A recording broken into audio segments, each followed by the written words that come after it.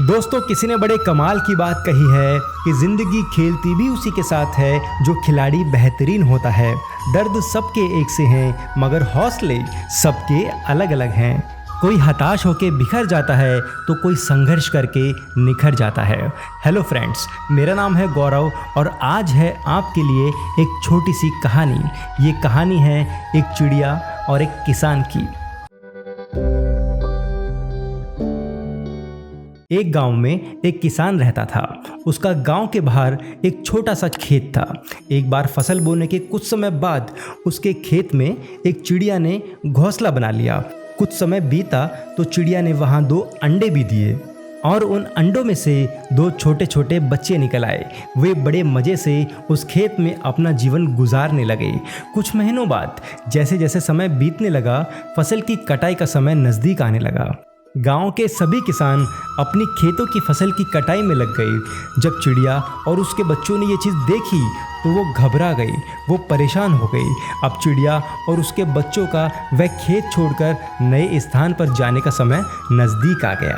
एक दिन खेत में चिड़िया के बच्चों ने किसान को यह कहते सुन लिया कि कल मैं फसल की कटाई के लिए अपने पड़ोसी से पूछूंगा और उसे खेत में भेजूंगा। किसान की ये बात सुनकर चिड़िया के बच्चे बहुत ज़्यादा परेशान हो गए।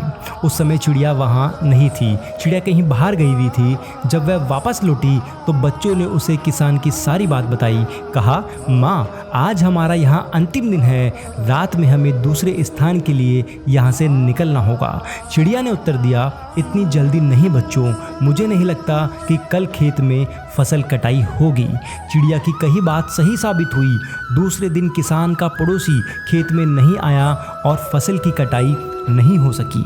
शाम को किसान खेत में जब आया तो उसने देखा कि मेरा खेत तो जैसे का तैसा ही है। फिर वो बहुत बुदबुदाने लगा और पड़ोसी तो नहीं आया ये कह के निकल गया और ये ज़रूर कह के गया कि कल मैं अपने किसी रिश्तेदार को यहाँ भेजूँगा।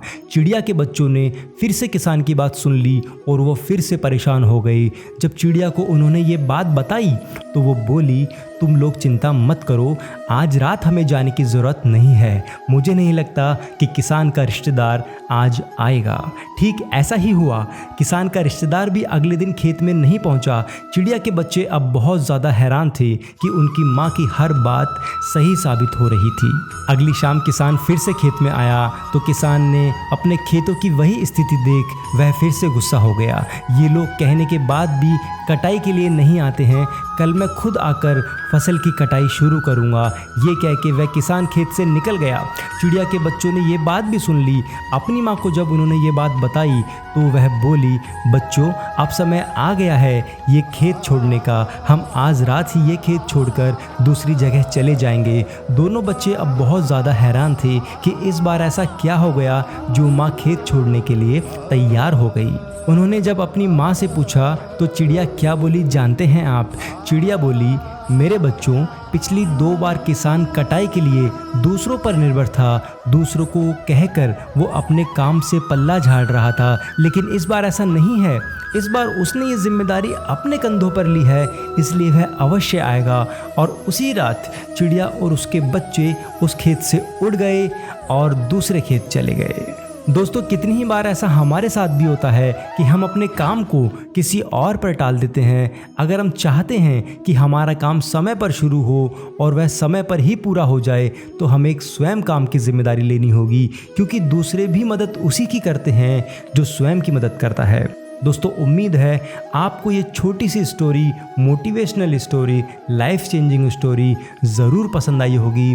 इसी तरह की और भी मोटिवेशनल शॉर्ट स्टोरी सुनने और देखने के लिए गौरव जैन यूट्यूब चैनल से जुड़े रहें। जय हिंद, जय भारत।